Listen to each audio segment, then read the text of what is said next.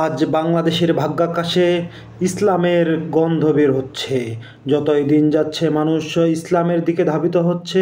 মানুষ বুঝতে পারছে, মানুষ আবেগে দিয়ে কথা বলছে। আসলে আমি যেটা করেছি সেটি আসলে ভুল পন্থা ছিল।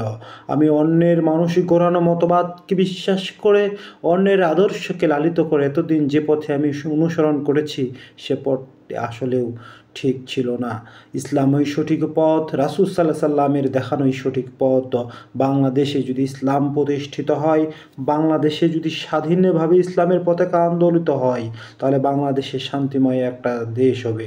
তা না হলে বাংলাদেশের কোনো দিনই শান্তি আসতে পারে না, আসবে না। যেখানে ইসলাম নেই সেখানে শান্তি নেই। এটাই বাস্তব, এটাই চিরন্তন সত্য। জীবনের সমস্ত অভিজ্ঞতার আলোকে বলতে পারি, বাংলাদেশের মানুষগুলোর আবেগে এখন বহুলভাবে আন্দোলিত হচ্ছে।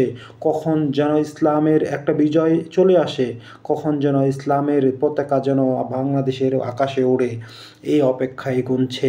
আপনি মানুষের হৃদয়ের সাথে কথা বলেন, মানুষের আবেগের সাথে ভালোবাসা দিয়ে কথা বলেন, তার অন্তরকে বোঝার চেষ্টা করেন, তাদের আবেগ কী বলে, তাদের অনুভূতিগুলো কী বলে। সাধারণ খেটে খাওয়া মানুষের অনুভূতি, তারা যেন বাংলাদেশকে একটি ইসলামিক দেশ হিসেবে দেখতে চায়। সেক্ষেত্রে সকল দর্শক প্রিয় বন্ধুগণ, আপনাদের উচিত বাংলাদেশকে ইসলামী রাষ্ট্র হিসেবে দেখতে চাওয়ার সাথে সাথে আপনাকে ইসলামী রাষ্ট্র প্রতিষ্ঠার দায়িত্ব পালন করতে হবে। আপনি যখন পর্যন্ত ইসলামী দায়িত্ব পালন করবেন না, ততক্ষণ পর্যন্ত বাংলাদেশে ইসলাম প্রতিষ্ঠিত হবে না। আপনাদের আগ্রহ, আপনাদের অনুপ্রেরণা, ইসলামের প্রতি আপনাদের ভালোবাসায় উদাত্ত আহ্বান, বাংলাদেশকে সকলের সম্মিলিত প্রচেষ্টা, বাংলাদেশকে সকলের ভালোবাসায় ইসলামিক আদর্শে মূল্যবোধকে ধারণ করে দ্বীন ইসলাম প্রচার প্রসারের জন্য বাংলাদেশকে দ্বীনি একটি বাংলাদেশ হিসেবে প্রতিষ্ঠার জন্য আপনারা সকলে ঐক্যবদ্ধ হয়ে ইসলামী সংগঠনগুলোর সাথে জড়িয়ে পড়েন।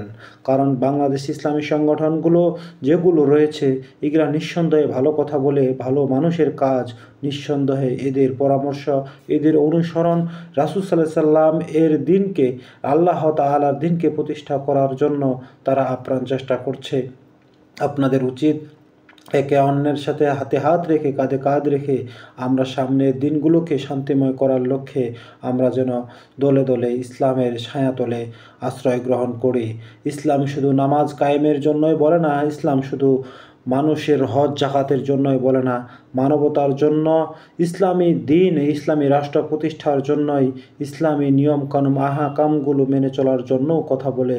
অতএব কোরআনের সংবিধান অনুযায়ী আমরা যদি দেশটাকে পরিচালনা করতে পারি, তাহলে আমরাই হবে সফলকাম, বাংলাদেশ হবে শান্তিময়।